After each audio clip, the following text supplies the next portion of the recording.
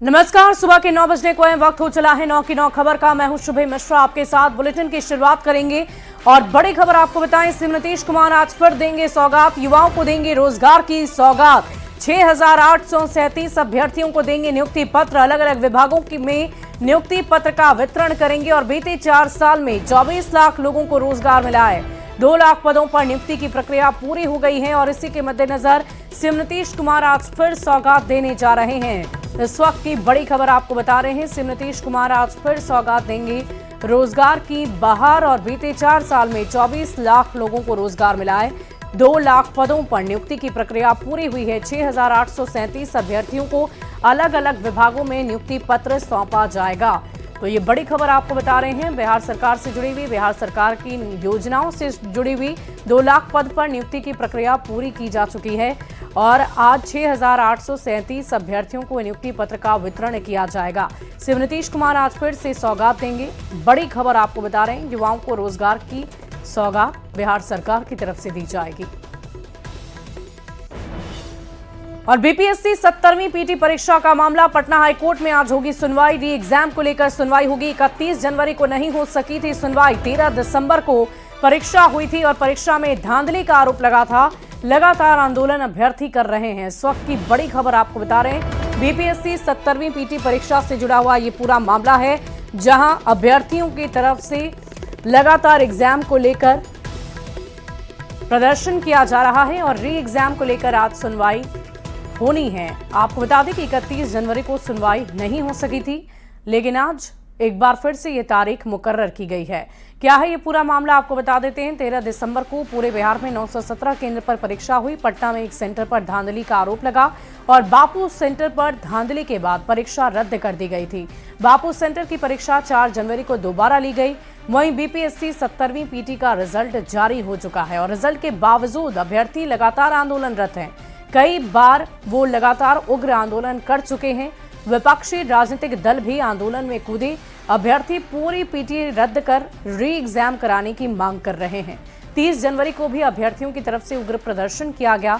31 जनवरी को पटना हाईकोर्ट में सुनवाई नहीं हो पाई और 16 जनवरी को हाईकोर्ट ने बीपीएससी से एफिडेविट मांगा।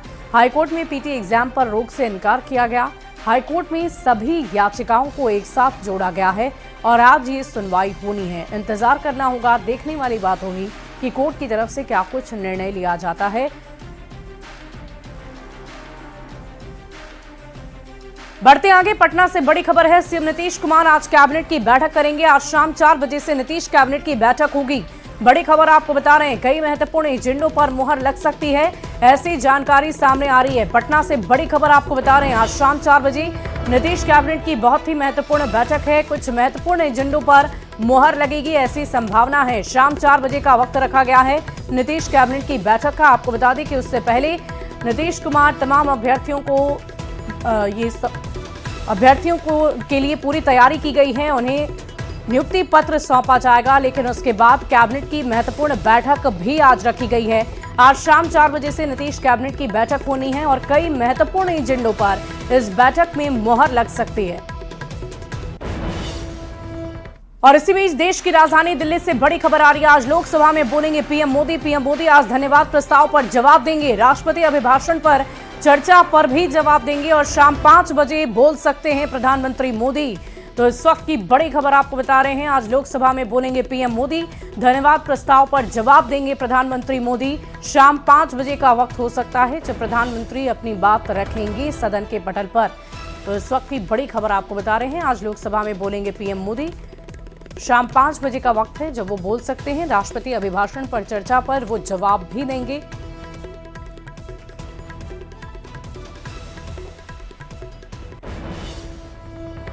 और कल मुख्यमंत्री नीतीश कुमार प्रगति यात्रा के तहत मुंगेर पहुंचेंगे और इस दौरान मुख्यमंत्री तारापुर और मुंगेर में कई योजनाओं का उद्घाटन और शिलान्यास भी करेंगे।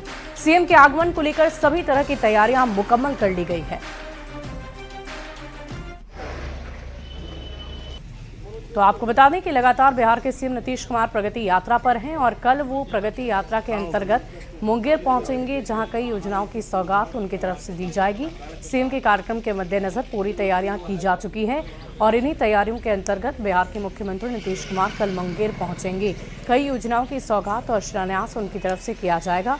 उस कार्यक्रम के मद्देनजर पूरी तैयारी की जा चुकी है। आपको बता दें कि लगातार बिहार के मुख्यमंत्री नीतीश कुमार अलग अलग जिलों का दौरा कर रहे हैं। अलग अलग योजनाओं को लेकर उनकी तरफ से पूरी तैयारी रखी गई है, जिसकी सौगात बिहार वासियों को, राज्यवासियों को दी जा रही है। नगर निगम द्वारा इसका उद्घाटन उनके द्वारा किया जाना प्रस्तावित और लगभग जो है 450 करोड़ की योजनाओं का उद्घाटन एवं शिलान्यास माननीय मुख्यमंत्री द्वारा किया जाएगा और साथ में 1000 करोड़ से अधिक की योजनाओं का DPR हम लोगों ने भेजा है, तो उच्च स्तर पर उसको देखा जा रहा है। तो हम लोग ब्रॉडली अभी ये कह सकते हैं कि लगभग 1500 करोड़ रुपए की सौगात प्रगति यात्रा में इस बार जिलेवासियों को मिलने को मिली। वहीं शेखपुरा में सीएम नीतीश कुमार के चौथे चरण की प्रगति यात्रा 6 फरवरी को निर्धारित है। सीएम की यात्रा को लेकर घाट कुसुम्बा प्रखंड के गग्गौर गांव में तैयारियां जोर शोर से चल रही है। डीएम, एसपी और अधिकारियों के साथ कार्यक्रम स्थल पहुंचे। उन्होंने तैयारियों का जायजा लिया और काम जल्द दुरुस्त करने का निर्देश भी दिया। आपको बता दें कि सीएम 8 फरवरी को गग्गौर गांव जाने वाले थे, लेकिन फिलहाल उनकी यात्रा का कार्यक्रम 6 फरवरी को कर दिया गया है, जिसको लेकर प्रशासन भी मुस्तैद है। माननीय मुख्यमंत्री का प्रगति यात्रा जो है अभी अग्रसर है। उसी क्रम में शेखपुरा जिला में 6 तारीख को संभावित है। पहले 8 को था, अब 6 को हो गया है, लेकिन हम लोग पूर्ण रूप से तैयार हैं। हम लोग का कार्य उसी हिसाब से चल रहा था, अब फाइनल टच चल रहा है और हम लोग कल तक सभी कार्य को पूर्ण कर लेंगे। तो मुख्यतः यहाँ पे जो भी सरकार की योजनाएं हैं, जिसमें सरकार मुख्यमंत्री की जो ड्रीम योजनाएं हैं, निश्चय 1, निश्चय 2 और जल जीवन हरियाली, तो उसके तहत जो भी हमारी योजनाएं हैं उसको धरातल पर कैसे उतारते हैं और कैसे लोगों को उसे आच्छादित करना है, वो हम लोग का मेन उद्देश्य है। अब विधि व्यवस्था एवं सुरक्षा के लिए पर्याप्त संख्या में हमने पुलिस मुख्यालय से बल एवं पदाधिकारी की प्रतिनियुक्ति हो चुकी है और जैसे ही 5 तारीख को सारे पदाधिकारी और फोर्स यहाँ पर आ जाएंगे और उनको आते के साथ ही हम सभी जगह जो है प्रतिनियुक्ति स्थल पर हम लोगों द्वारा उनकी तैनाती कर दी जाएगी। प्रगति यात्रा के कार्यक्रम में और हम लोग और जिला प्रशासन पूरी तरह से तैयार है और पूरी तरह से जो व्यवस्था है, जो साफ सफाई है, इस सब पर ध्यान दिया जा रहा है और जो भी व्यवस्था है उसको दुरुस्त किया जा रहा है। और बिहार को रेलवे का बड़ा तोहफा, बिहार के 98 स्टेशनों का कायाकल्प होगा। 3164 करोड़ रुपए की लागत से कायाकल्प किया जाएगा। 98 अमृत स्टेशन विकसित होंगे और सम्राट चौधरी ने पीएम मोदी का इस बाबत आभार भी व्यक्त किया है। तो इस वक्त की बड़ी खबर आपको बता रहे हैं, बिहार को रेलवे की बड़ी सौगात, 98 अमृत स्टेशन विकसित होंगे और सम्राट चौधरी ने पीएम का आभार भी व्यक्त किया है।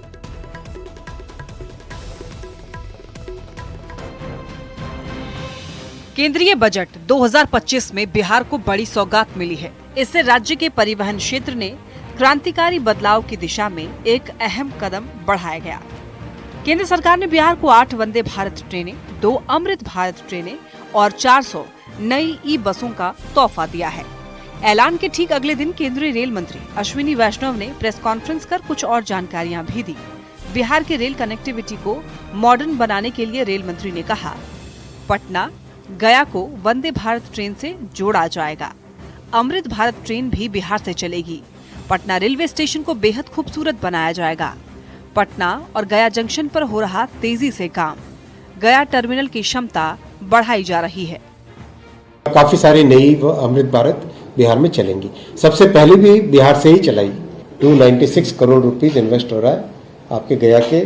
कंप्लीट अपग्रेडेशन होगा। गया में बहुत दुनिया भर से विश्व स्तरीय जो है ये जगह, वहाँ पर जगह जगह से आते हैं हमारे यात्री।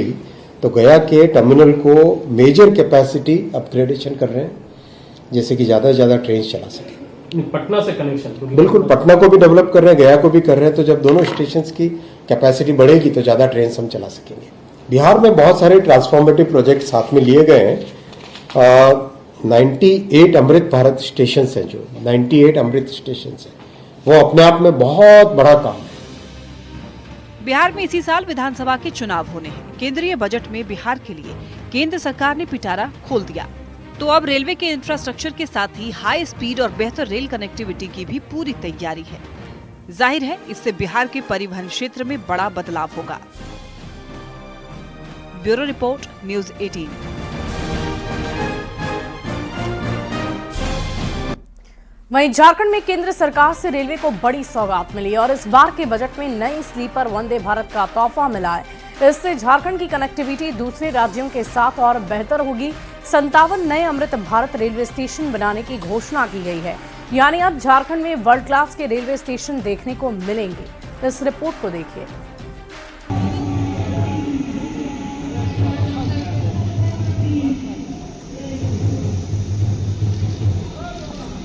ये है तेज रफ्तार वाली वंदे भारत ट्रेन। ये रांची से पटना, टाटानगर से पटना और देवघर से बनारस रोज जाती है।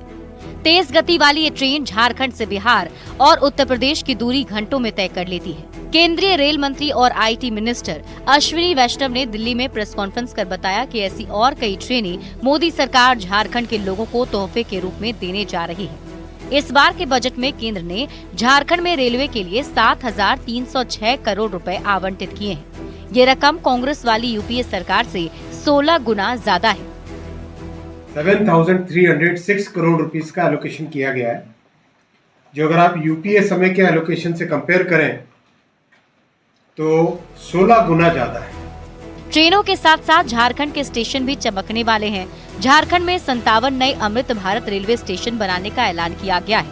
रांची, हटिया और टाटानगर वर्ल्ड क्लास के रेलवे स्टेशन बनेंगे।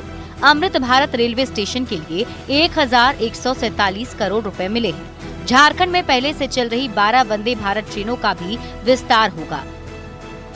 नई स्लीपर वंदे भारत ट्रेनों की सौगात झारखंड को मिलने जा रही है।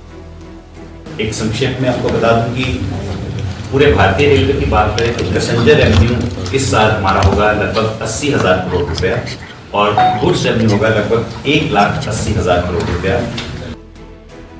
रेलवे की रफ्तार से झारखंड के विकास को भी गति मिलेगी। साल 2014 से अब तक 1,311 किलोमीटर तक नया ट्रैक बनाया गया है। ये दुबई और संयुक्त अरब अमीरात यानी यूएई से भी ज्यादा है। यहाँ तक कि झारखंड में रेलवे का 100% इलेक्ट्रिफिकेशन हो चुका है। रेल मंत्री का दावा है कि कांग्रेस की यूपीए सरकार में कभी नहीं हुआ, जो नरेंद्र मोदी ने प्रधानमंत्री बनने के बाद कर दिखाया। 2009 से 2014 वाले पीरियड में झारखंड में इलेक्ट्रिफिकेशन प्रैक्टिकली कुछ भी नहीं था। आज 100% इलेक्ट्रिफिकेशन हो गया है। झारखंड में 60,000 करोड़ रुपए का इन्वेस्टमेंट मोदी सरकार ने किया है। ये आंकड़ा झारखंड के रेलवे में सबसे बड़ा रिकॉर्ड है। केंद्र का दावा है कि रेलवे की रफ्तार से पूरे झारखंड का विकास होगा। दिल्ली संवाददाता अमितेश सिंह और रांची संवाददाता संजय सिन्हा के साथ ब्यूरो रिपोर्ट, न्यूज़ 18।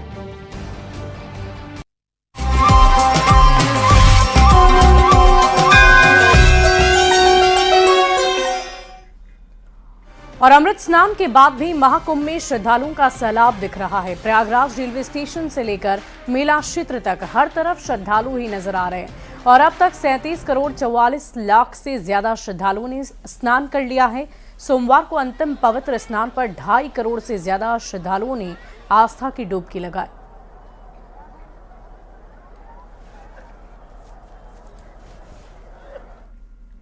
वहीं महाकुंभ के आखिरी अमृत स्नान बसंत पंचमी पर त्रिवेणी संगम पर करोड़ों श्रद्धालुओं ने आस्था की डुबकी लगाकर पुण्य अर्जित किया है। महाकुंभ की व्यवस्था को लेकर श्रद्धालुओं ने पीएम मोदी और सीएम योगी की जमकर तारीफ की है।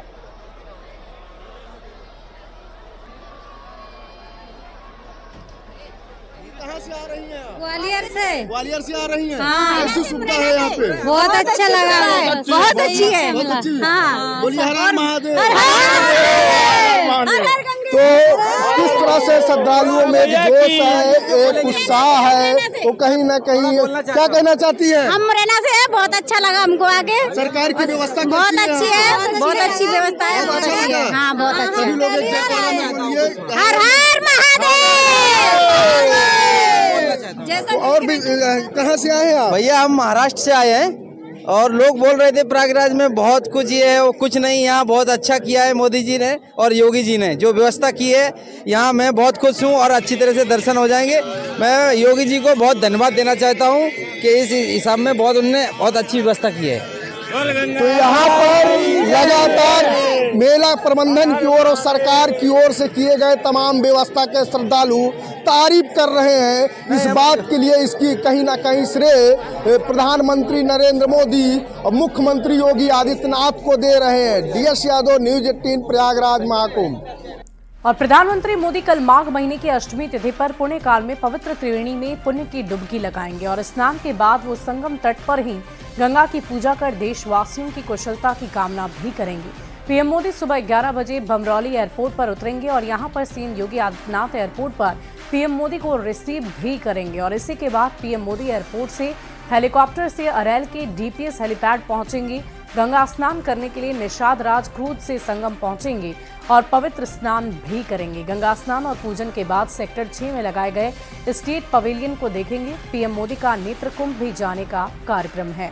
पीएम मोदी अपने दौरे में 5 घंटे तक प्रयागराज में रहेंगे। आपको बता दें कि प्रधानमंत्री ने महाकुंभ के पहले 13 दिसंबर 2024 को संगम तट पर गंगा की आरती और पूजा कर इस महा आयोजन के सकुशल संपन्न होने की मंगल कामना की थी। वर्ष 2019 के कुंभ के शुरू और बाद में भी पीएम मोदी वहां पर पहुंचे थे।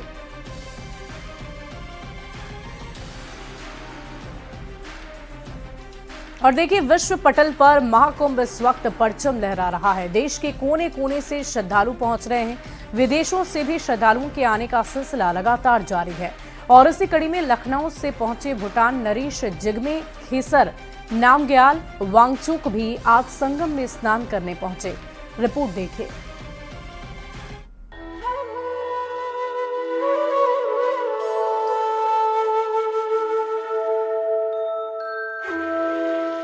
भूटान नरेश जिग्मे खेसर नामग्याल वांगचुक पहली बार लखनऊ पहुंचे हैं, जहां एयरपोर्ट पर खुद सीएम योगी ने उनका स्वागत किया। एयरपोर्ट पर भूटान नरेश का पारंपरिक तरीके से स्वागत किया गया। लखनऊ में कई कार्यक्रमों के साथ ही भूटान नरेश मंगलवार को प्रयागराज महाकुंभ मेला जाएंगे, जहां वो संगम पर पावन त्रिवेणी स्नान और दर्शन पूजन करेंगे, जिसके लिए तैयारियां की जा रही हैं। प्रयागराज महाकुंभ में इन दिनों देश और विदेश से बड़ी संख्या में लोग आस्था की डुबकी लगाने पहुंच रहे हैं। भूटान नरेश भी संगम प्रयागराज पहुंचकर आस्था की डुबकी लगा सकते हैं। उनके आगमन को लेकर पुलिस प्रशासन, खुफिया एजेंसियां और सुरक्षा बल अलर्ट मोड में हैं। CCTV सर्विलांस के साथ ही साथ एंटी ड्रोन टेक्नोलॉजी और स्पेशल सिक्योरिटी यूनिट्स की तैनाती कर दी गई है। भूटान नरेश के साथ महाकुंभ में सीएम योगी भी मौजूद रह सकते हैं, क्योंकि सीएम योगी मंगलवार और बुधवार को महाकुंभ क्षेत्र में ही रहेंगे। दरअसल 5 फरवरी को पीएम मोदी संगम में पवित्र स्नान करेंगे, जिसकी तैयारियों का सीएम योगी खुद निरीक्षण करेंगे। मुख्यमंत्री हेलीपैड से लेकर अरैल और संगम नोज तक व्यवस्था को देखेंगे। 5 फरवरी को पीएम मोदी के साथ सीएम योगी एक बार फिर संगम में स्नान करते नजर आ सकते हैं। देश के प्रधानमंत्री नरेंद्र मोदी 5 फरवरी को 11 बजे प्रयागराज के दौरे पर पहुंचेंगे। प्रधानमंत्री नरेंद्र मोदी की अगवानी बमरौली एयरपोर्ट पर सीएम योगी आदित्यनाथ करेंगे, जिसके बाद हेलीकॉप्टर के जरिए प्रधानमंत्री मोदी अरैल के DPS हेलीपैड आएंगे, जहां से वो निषाद राज क्रूज के जरिए संगम तट पर आएंगे। यहां पर गंगा पूजन और आरती करेंगे, जिसके बाद प्रधानमंत्री नरेंद्र मोदी यहां से निकलकर नेत्र कुंभ जाएंगे। महाकुंभ में इस वक्त आस्था का जन सैलाब उमड़ रहा है। पूरी दुनिया इस वक्त संगम पर भक्ति के रंग को देख रही है। श्रद्धालुओं में गजब का उत्साह है। व्यवस्था की तारीफ हो रही है। आम हो या खास, संगम में हर कोई डुबकी लगाना चाह रहा है। और अब भूटान नरेश भी इस आस्था के संगम में डुबकी लगाने आ रहे हैं। Bureau report, news 18। वहीं महाकुंभ में विदेशी श्रद्धालुओं के आने का सिलसिला भी लगातार जारी है। संगम में विदेशी श्रद्धालु पहुंच रहे हैं और स्नान भी कर रहे हैं।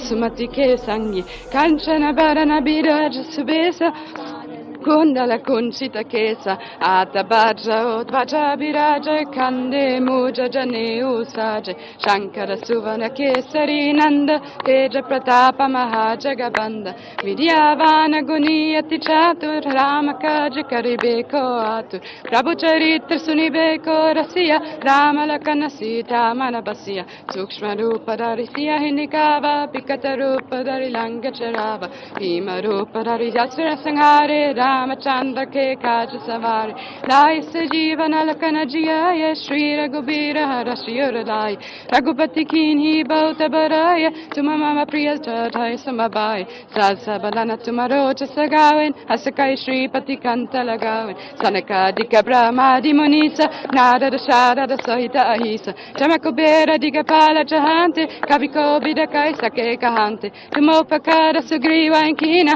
Rama milaya rajapatatina Tumaro mantra vibhishana mana Lankeshvara paisava jagajana Juga sahasra jagajana paru Bilyo tahin madhura parajana Prabhu modrika meli mukamahin Jala dilangi gaya charadanahin Durga makaja jagata ke jete Sugamam nurga tumare tete Ata madhare tumara kavare Otana agya binu pesare Sabasukala hai tumari sharana Tumara kshakka huko dharana Apana teja samar Mahavir जबनाम। बढ़ते आगे अगली खबर आपको वैशाली से बताएंगे, जहां मेहनाब नगर के ward संख्या 11 में लकड़ी के आरा मिल में भीषण आग लग गई है और आग इतनी भयावह थी कि कई किलोमीटर दूर से ही लपटें नजर आ रही थी।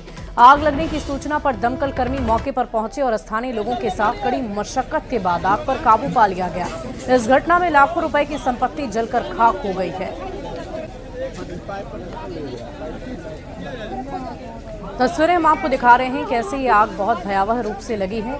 आरा मिल में आग लगने की खबर मिली, दूर दूर तक आग की लपटें नजर आ रही थी। कड़ी मशक्कत के बाद आग पर काबू पाया गया। और फिलहाल इस बुलेटिन में अभी के लिए बस इतना ही। आप बने रहे न्यूज़ 18 बिहार झारखंड के साथ।